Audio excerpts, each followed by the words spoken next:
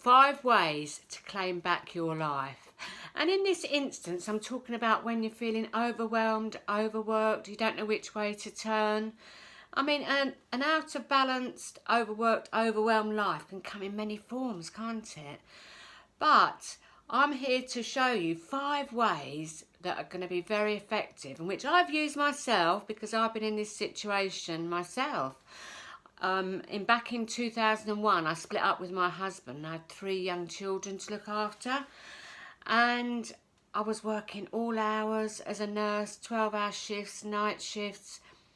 I felt like I had to do that to keep everything afloat and on board, you know, keep things going.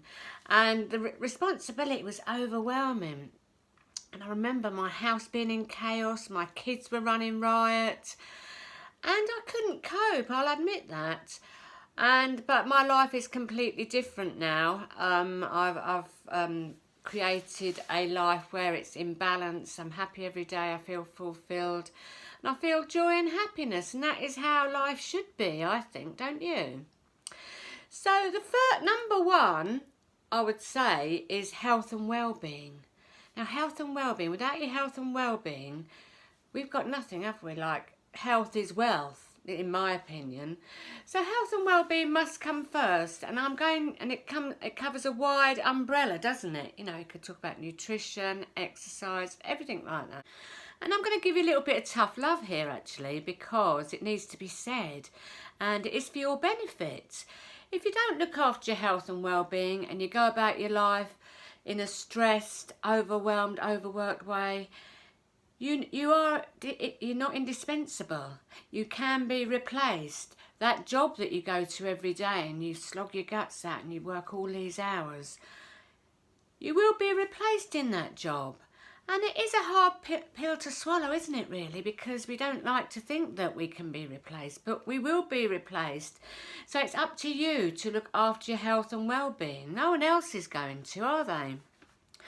So health and well-being does come under a wide umbrella, doesn't it? And I could go into various instances about where you could promote your health and well-being. But what I'm going to do today is talk about a really good, strong, powerful morning practice.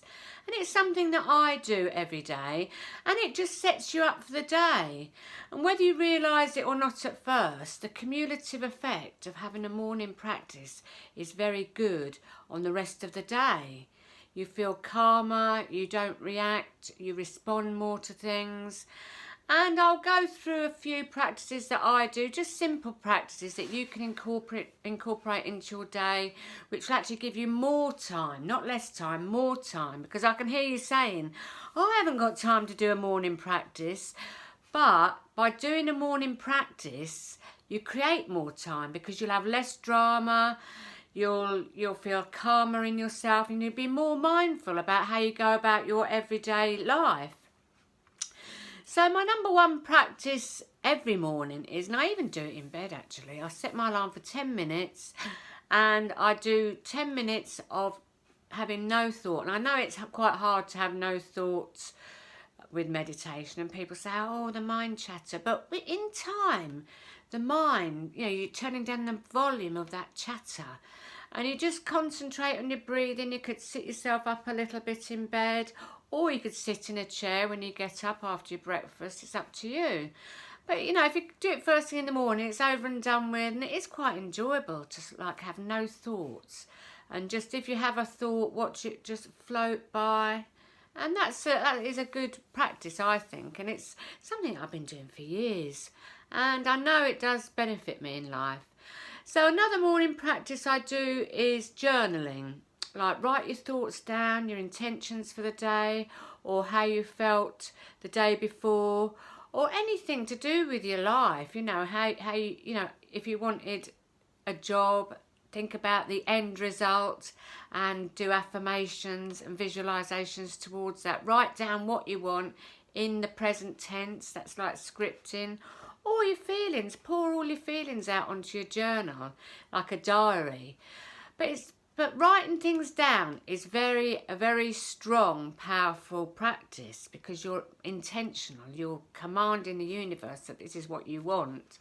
And it's not something like a thought that comes and then goes. You've written it down, and then you can go back to it and look at your past week, how it's gone and everything.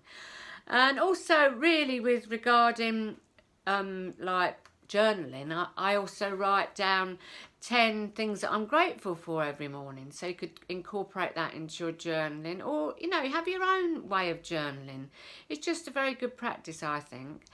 And another good practice that I do every morning, I've been doing it for 18 months now, is like yoga. 10 minutes every morning. There's this girl on YouTube, her name's Cassandra, that I follow, and it's just 10 minutes yoga, 10 minutes of stretching, getting the breath going, and that sets you up for the day, And these practices of health and well-being will set you up for your day. You'll find that your day flows.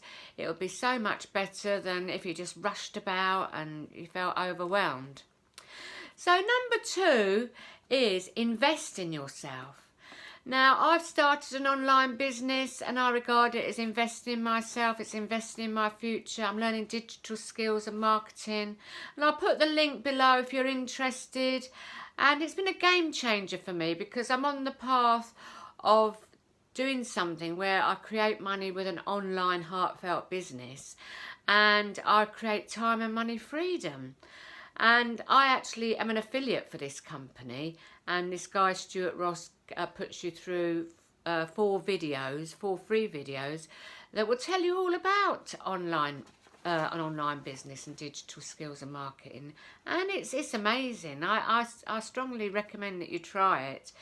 But any investment in yourself is going to be beneficial to you, isn't it? Like buying a book, buying a motivational book, or going on a course, going to a seminar, even watching a rom-com on telly. That's investing in yourself. You're giving yourself time, having a bubble bath with a glass of wine.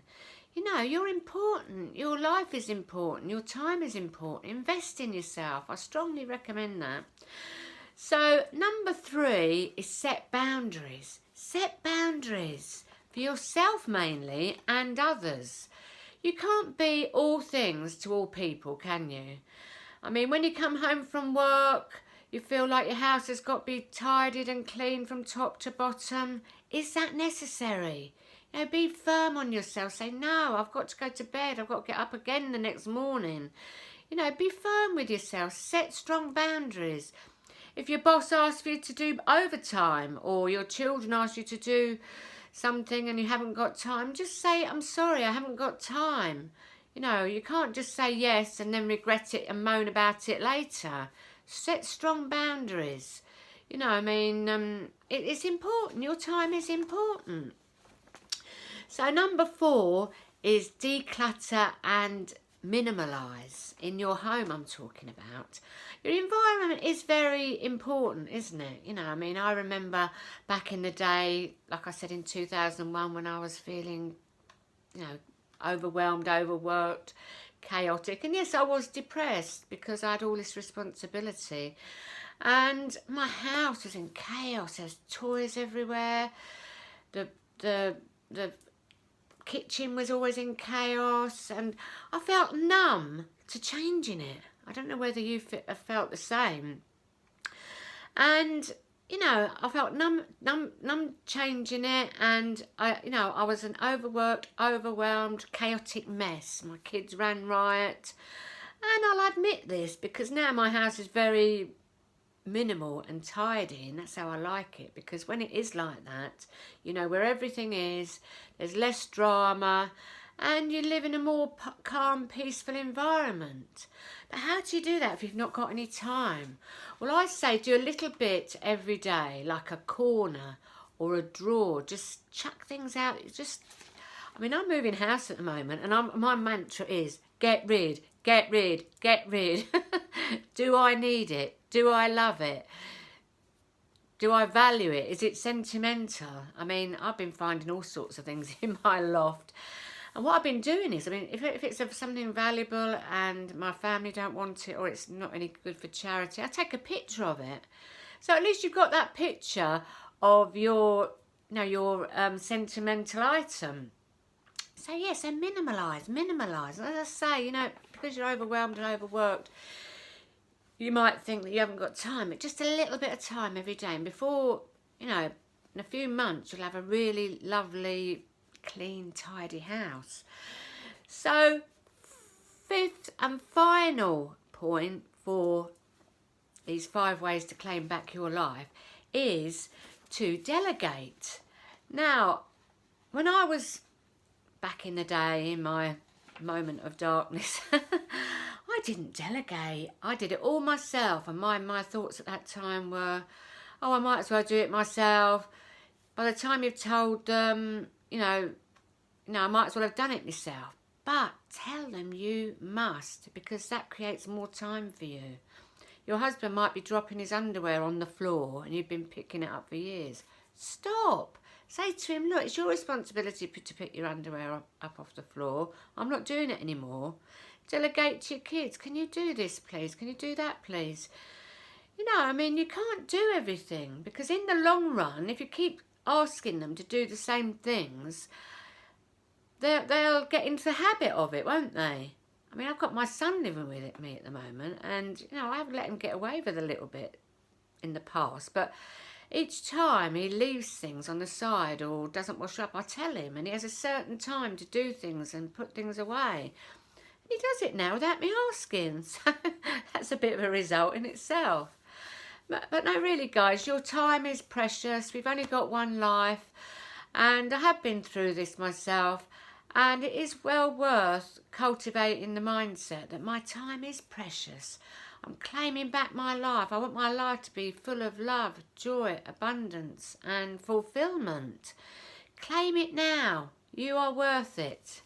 Anyway, I hope this was of benefit to you, and have a great day. As I said, the link below, you can get the free videos. If you like this video, please press the like button, subscribe to my channel. It's quite a new channel, and I'm here for you. Have a lovely day, everybody. Bye for now.